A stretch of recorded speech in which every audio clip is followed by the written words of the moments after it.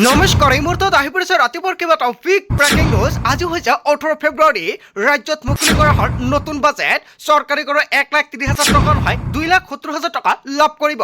আপুনি চৰকাৰী কৰৰ বাবে জিঅ' টেকিং কৰিছে নেকি? তেন্তে আপোনাৰ বাবে অত্যন্ত ভাল খবৰ। অৰুণোদয়ৰ প্ৰতিজন হিতাধিকাৰীৰ একাউণ্টত 8,000 টকা প্ৰদান নকৰে। চৰকাৰে বান্ধি দিলে এই দুটা চৰ্ত অনুযায়ী আপোনাৰ একাউণ্টত 8,000 টকা লাভ কৰিব। আপুনি 8,000 টকা পাবনে অৰুণোদয় আঁচনিৰ? PM কিষাণৰ প্ৰতিজন হিতাধিকাৰীৰ বেংক একাউণ্টত দুটা কিস্তি একেলগতে প্ৰদান কৰা হ'ব। 2,000 টকাৰ পৰিৱৰ্তে 4,000 টকা প্ৰদান কৰিব কেন্দ্ৰীয় চৰকাৰে। ৰেচন কাৰ্ড থাকিলে কেবিনেটত কেইবাটাও গুৰুত্বপূৰ্ণ সিদ্ধান্ত গ্ৰহণ কৰিছে। বৃদ্ধা পেঞ্চন, বিধৱা পেঞ্চনৰ বাবেও ভাল খবৰ। লগতে কেইবাটাও ৰাজনৈতিক খবৰৰ লগতে অৰাজনৈতিক খবৰ যুগুত কৰা হৈছে আজিৰ দিনটোত। গোটেই অসম তথা ভাৰতৰ বিভিন্ন প্ৰান্তৰ পৰা যুগুত হৈছে কেইবাটাও ডাঙৰ খবৰ। এনেবোৰ খবৰ নিতেও পাই থাকিবলৈ চেনেলটি ছাবস্ক্ৰাইব কৰি ভিডিঅ'ত এটা লাইক কৰিবলৈ নাপাহৰিব। আজিৰ আমাৰ প্ৰথম দশমে গুৰুত্বপূৰ্ণ খবৰ হৈছে অসমবাসীৰ বাবে এটা ডাঙৰ খবৰ। ৰাজ্যৰ হাজাৰ হাজাৰ চৰকাৰী কৰ্মচাৰীলৈ সুখবৰ। শিক্ষাভিত্তিক কৰ্মচাৰীৰ বাবে ভাল খবৰ দিছে অজন্তা নিয়োগে। সুৰসুৰীয়া দৰমহা বাঢ়িল। ৰান্ধনী, আশাকৰ্মী, অংগনবাড়ী কৰ্মীসকলৰ বৃদ্ধ পেঞ্চন আঁচনি 250 টকাৰ পৰা 400 টকালৈকে বৃদ্ধি কৰা হৈছে। এটা নহয় দুটা নহয় কেইবাটাও আঁচনিৰ কথা উল্লেখ কৰিছে চৰকাৰে। কেইবাটাও আঁচনিৰ টকা বৃদ্ধি কৰা হৈছে। আপোনাৰ এইকেইখন আঁচনিত নাম অন্তৰ্ভুক্ত হৈ আছে নেকি?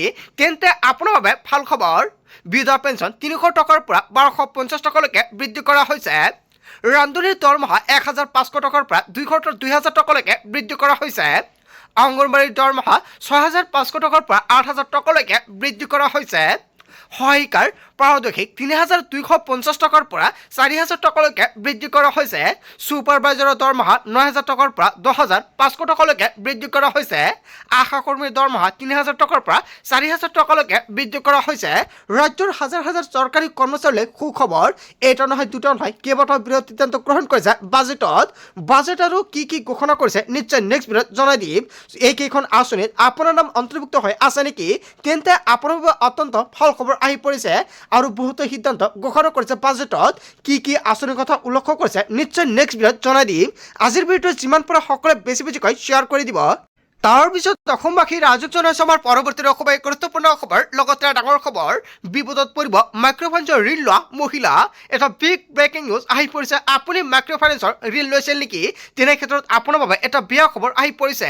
ঋণৰ বাবে ৰাজ্যৰ সকলো মহিলা যাব লাগিব জেললৈ। ইয়াতো পৰিশোধ কৰা হোৱা নাই। এনেকুৱাকৈ বৃহৎ মন্তব্য কৰিছে। পৰিশোধ কৰাৰ প্ৰতিশ্ৰুতি পালন নকৰিলে মুখ্যমন্ত্ৰী ডক্টৰ হিমন্ত বিশ্ব শৰ্মাই।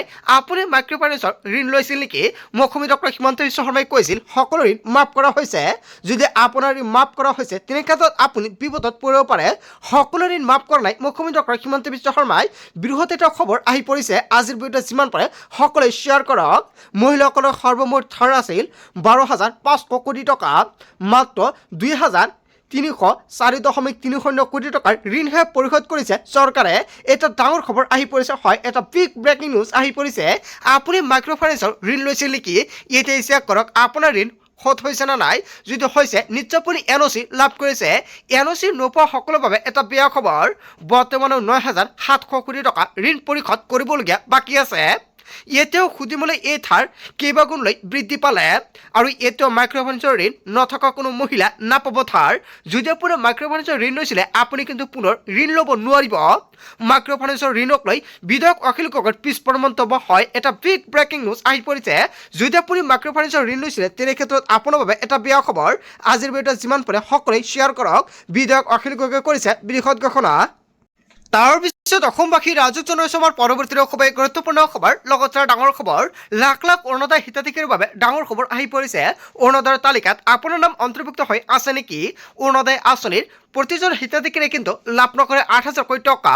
সকলোৱে ৱেইট কৰি আছে অৰুণোদয়ৰ প্ৰতিজন হিতাধিকাৰীৰ একাউণ্টত 8,000 টকা প্ৰদান কৰিব। কিন্তু সকলোৰে একাউণ্টত 8,000 টকা প্ৰদান নকৰে। কোনে টকা পাব? অসমৰ মুখ্যমন্ত্ৰী ডক্টৰ হিমন্ত বিশ্ব শৰ্মাই বান্ধি দিছে দুটা চৰ্ত। আপুনি অৰুণোদয় আঁচনিৰ 8,000 টকা পাবনে সম্পূৰ্ণকৈ চাওক। প্ৰতিগৰাকী মহিলাৰ একাউণ্টত সোমাব 8,000 টকা। কিন্তু থল ল'বৰ বাবে কৰিব লাগিব দুটা বিশেষ কাম। এই দুটা কাম আপুনি কৰাই ৰাখিছেনে? যদি এতিয়ালৈকে কৰা নাই অতি শীঘ্ৰে কৰাই ৰাখক। প্ৰথমতে শীঘ্ৰে আপোনাৰ একাউণ্টৰ সৈতে আধাৰ কাৰ্ড লিংক কৰিব লাগিব।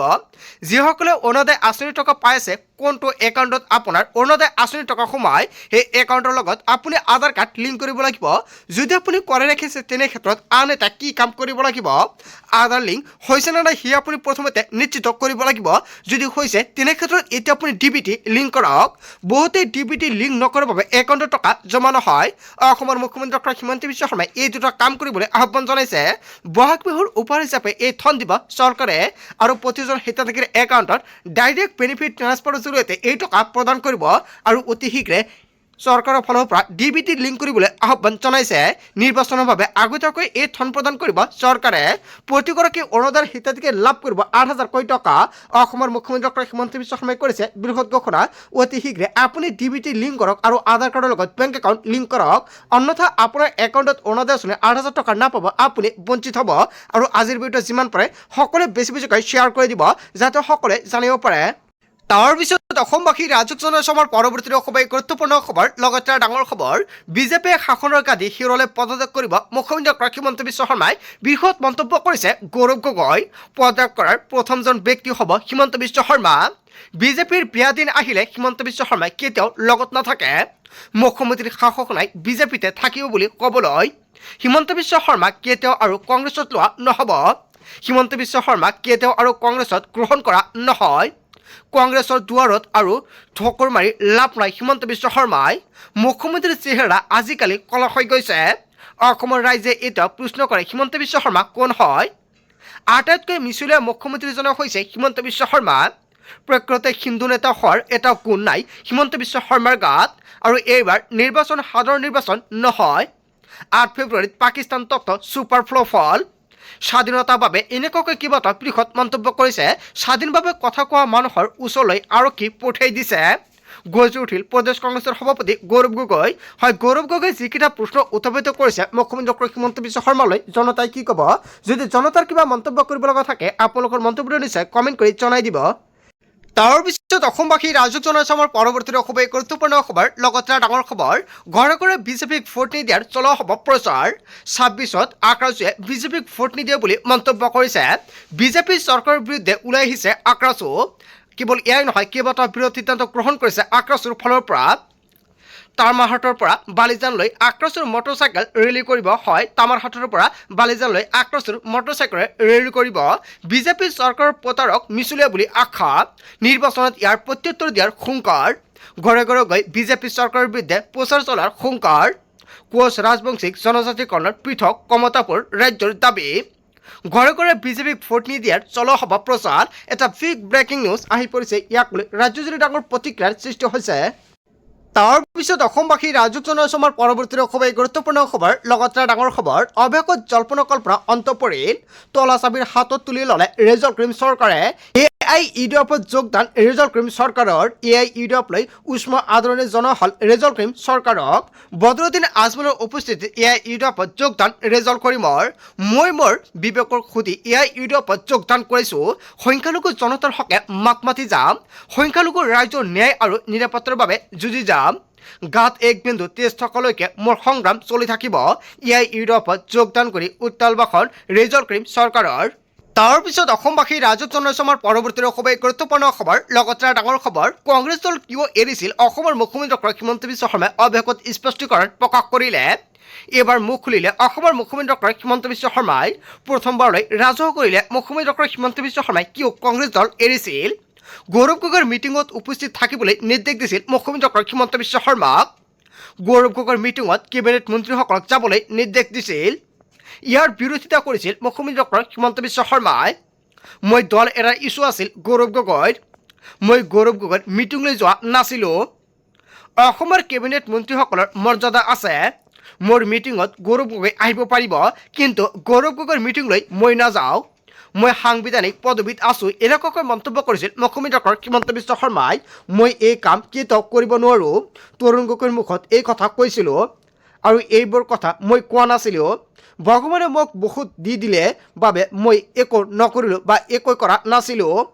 কংগ্ৰেছ দল কিয় এৰিছিল অৱশেষত মুখ্যমন্ত্ৰী ডক্টৰ হিমন্ত বিশ্ব শৰ্মাই স্পষ্টীকৰণ প্ৰকাশ কৰিছে তাৰ পিছত অসমবাসী ৰাজক জনসমৰ পৰৱৰ্তী খবৰ গুৰুত্বপূৰ্ণ খবৰ লগতে ডাঙৰ খবৰ ভূপেন বৰাৰ পদত্যাগক লৈ আচৰিত নহয় অসমৰ মুখ্যমন্ত্ৰী ডক্টৰ হিমন্ত বিশ্ব শৰ্মা কংগ্ৰেছ দলত হিন্দু সমাজৰ স্থান নোহোৱা হৈছে অসমৰ মুখ্যমন্ত্ৰী ডক্টৰ হিমন্ত বিশ্ব শৰ্মাই বৃহৎ ঘোষণা কৰিছে যিদিনা ভূপেন বৰাক অপহৰণ কৰা হৈছিল সিদিনা মই কৈছিলোঁ সাধাৰণ ঘৰৰ পৰা কংগ্ৰেছ দলত নেতৃত্ব ল'ব নোৱাৰে অসম প্ৰদেশ কংগ্ৰেছত হিন্দু আৰু সাধাৰণ ঘৰৰ পৰা ল'ৰা থকাৰ পৰিৱেশ একেবাৰেই নাই কংগ্ৰেছৰ ৩জন পৰ্যবেক্ষক টিকটৰ বাবে অসমৰ জিলাই জিলাই ঘূৰিছে কংগ্ৰেছত থাকিবলৈ দুটা চৰ্ত থাকিব লাগিব হয় প্ৰাক্তন মুখ্যমন্ত্ৰীৰ পুত্ৰ হ'ব লাগিব নহ'লে ধৰ্ম সংখ্যালঘু হ'ব লাগিব মই আগতেই জানিছিলোঁ ভূপেন বৰাই পদত্যাগ কৰিবই লাগিব ২০২৯ নিৰ্বাচনৰ পূৰ্বে প্ৰদ্যুৎ বৰদলৈ এৰিব লাগিব কংগ্ৰেছ আৰু এয়া মোৰ দ্বিতীয় ভৱিষ্যৎবাণী কাইলৈ মই ভূপেন বৰাৰ বাসগৃহলৈ যাম আৰু ভূপেন বৰাক সাক্ষাৎ কৰিম বুলি মন্তব্য কৰিছে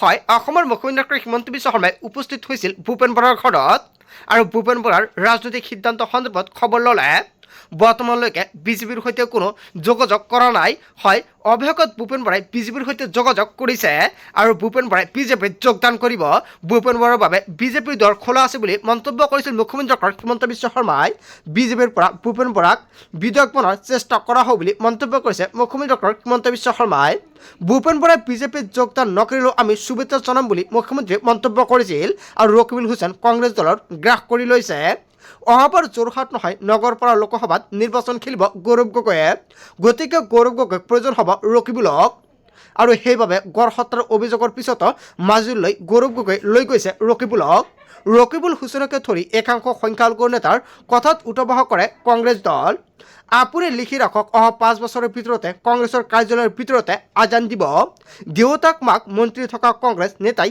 হিন্দু থাকিব আৰু ভূপেন বৰাক কংগ্ৰেছ ত্যাগ কৰাৰ পিছতে মুখ্যমন্ত্ৰী ডক্টৰ হিমন্ত বিশ্ব শৰ্মাৰ 3টা ভৱিষ্যৎবাণী মুখ্যমন্ত্ৰী ডক্টৰ হিমন্ত বিশ্ব শৰ্মাই যি 3টা ভৱিষ্যৎবাণী কৰিছে আপুনি কি ক'ব যদি আপোনাৰ কিবা মন্তব্য কৰিব লগা থাকে আপোনালোকৰ মন্তব্য নিশ্চয় কমেণ্ট কৰি জনাই দিব বন্ধু বান্ধৱীসকল গতিকে অসম তথা ভাৰতৰ বিভিন্ন প্ৰান্তৰ পৰা যুগত হৈছে কেইবাটাও ডাঙৰ খবৰ এনেবোৰ খবৰ নিতেও পাই থাকিবলৈ চেনেলটি ছাবস্ক্ৰাইব কৰি ভিডিঅ'ত এটা লাইক কৰিবলৈ নাপাহৰিব চ' থেংক ইউ ফৰ ৱাচিং ফুল ভিডিঅ'